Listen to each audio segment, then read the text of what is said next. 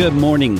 Welcome back to the Morning Mindset. Of course, you may not be listening in the morning, but I call it the Morning Mindset because I'm trying to convey that it's vital that we start our day, whatever time of day that is, with an effort to get our minds aligned with the truth of God.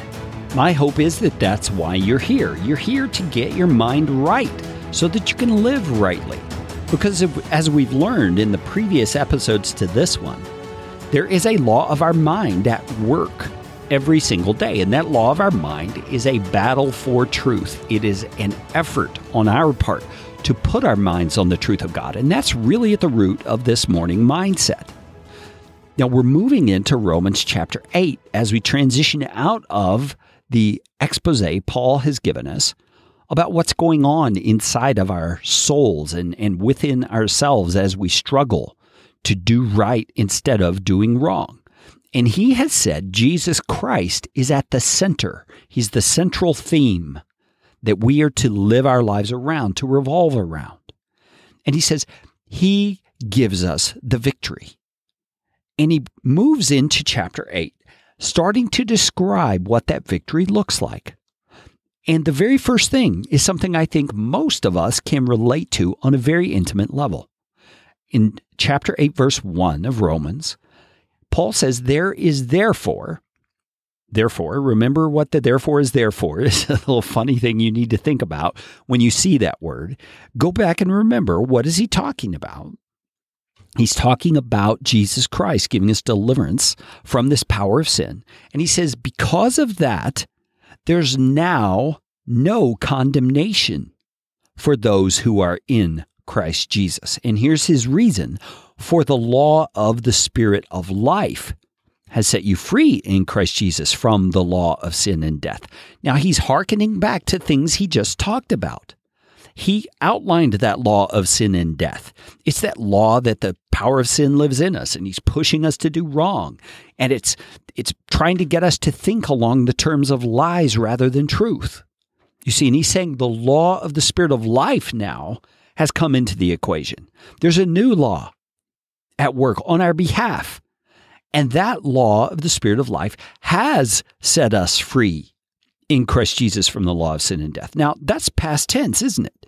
It has set us free. Now, we're going to get into that a little more tomorrow, but I want to back up to the beginning of verse 1. Because all that we're talking about with this law of the Spirit of life and this law of sin and death is the reason he says something. And I want to focus on that something, on what it is. He says, there is therefore now no condemnation for those who are in Christ Jesus.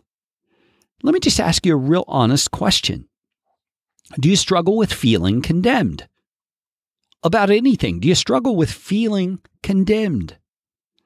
I know people who wake every morning with a feeling of condemnation over them. It could be because of the way they were treated when they were a kid and things that were told to them all the time. And so they just always wake up feeling bad, like there's something wrong with them, like God is not happy with them.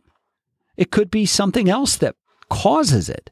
But when you have feelings of condemnation, this is one of those places where the law of your mind, the law of the Spirit of life, needs to be brought to bear on the situation. And when I say those phrases, what I mean is you need to set your mind on truth in that moment. When you feel condemnation, you have to remember it's just a feeling. It's not what's true.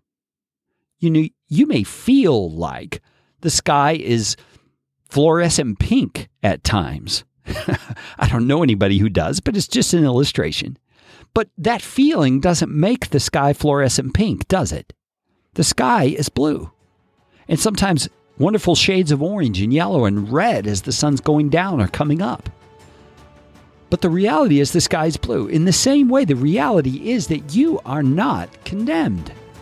The one who has a right to condemn you, God himself, does not condemn you because you are in Christ Jesus. And when you feel condemnation, you've got to fight it with truth and tell yourself, I am not condemned. I am not. That is not the truth. I am accepted. I have no condemnation because I am in Christ Jesus. Walk in that truth today, my brother and my sister.